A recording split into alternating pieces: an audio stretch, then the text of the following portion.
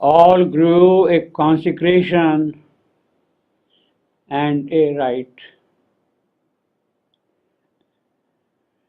This is the description which appears in the very early narrative of Savitri. In the opening canto itself, the symbol dawn. The symbol dawn begins with the picture of the conditions which were present when the whole process of manifestation began. It begins telling us about the two nothingnesses. The first nothingness and the last nothingness. The first nothingness is absolute, the non-manifest absolute. All the possibilities and potentialities held back. The power to bring them into operation also held back. When that first nothingness, the first absolute, turns towards manifestation, what happens is the opposite nothingness is created, a void, a total nothingness. And in that total nothingness, the second nothingness, are present the quiescent self and the dormant power. It is between these two nothingnesses and by the action of that power or the fallen self, things start moving, happening from the last nothingness. As things slowly move, something stirs up, something happens in the depths of darkness. There lurks in that depth of darkness an unremembering entity. It does not remember where from it has come, but it is there. And it is that unremembering entity which is reviving itself constantly again and again into another frustrated world. It again gets dissolved. Again things happen. When this continues to happen, from the other side arrives a deity. A thought is sown because of her. In this unconscious void, a thought is sown. Sense is born. Soul moves to live. A hope steals in, and all can happen when the God touch is there. There is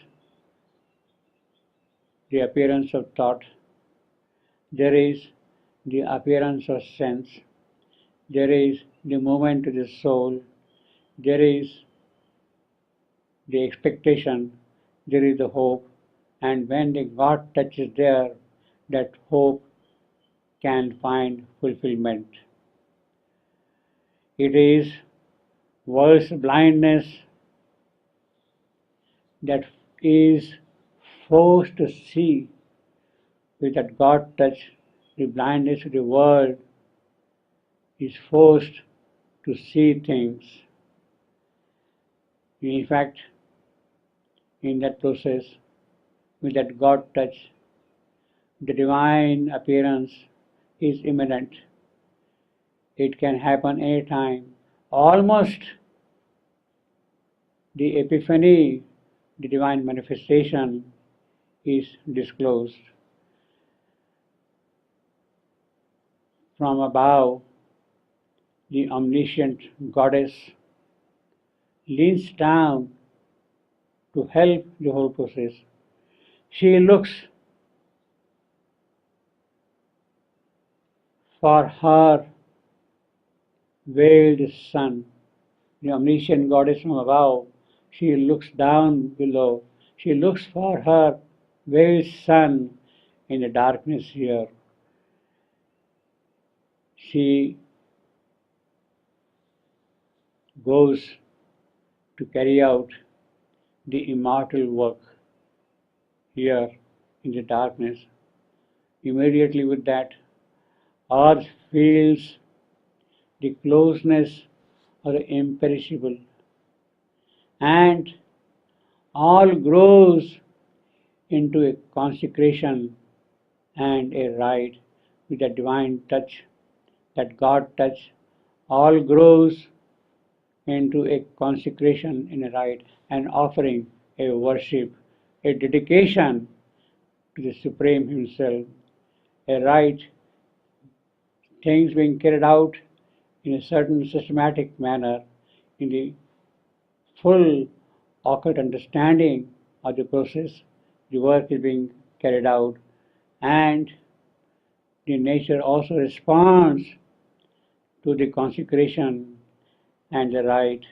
The soil, the earth, bears the awakening ray.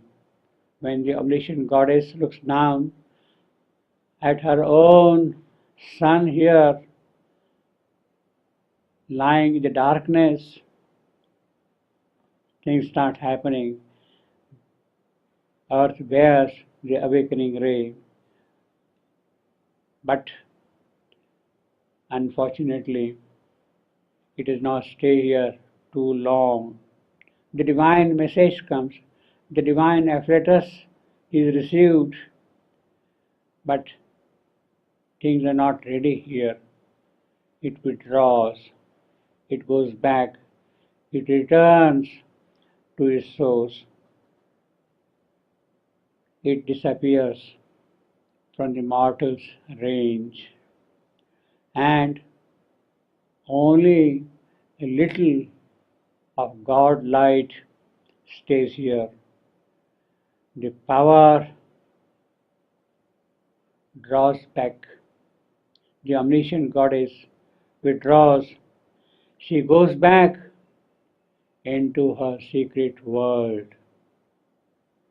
The consecration is done, the dedication is done, the offering is made, yet things are not ready, and therefore the goddess withdraws. She goes back to her secret world, to her realm of light and joy and happiness, of omniscience and omnipotence. And what remains here then is only the common light of the day, routine things here, only the common light of the earthly day. That is all what remains here, not the power, not the omniscient goddess. They have gone back. They have gone back, which means that it is not the omniscient power, the omnipotent power, the omniscient goddess, the omnipotent goddess who is going to bring about a change here. She withdraws. What is the way out? How can things happen here? How can things move here in this world forward towards divine manifestation? If that has to happen, if the divine manifestation has to take place, then that omniscient goddess not from her transcendental plane, but by taking a mortal birth here, by taking a mortal birth here in this creation, that things might happen, things might grow. Yes, it is that omniscient goddess who comes here as Savitri. She comes here, Savitri. She takes the mortal birth in order to do things from here, from below, not from above.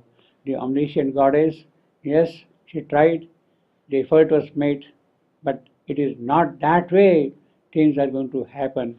Things have to happen from below, from this world itself, from the last nothing itself. If this has to happen, that omniscient goddess must come here in her mortal form. She comes here as Savitri. And then we can say that the true consecration and a rite can be performed. Then all can grow a true consecration and a rite.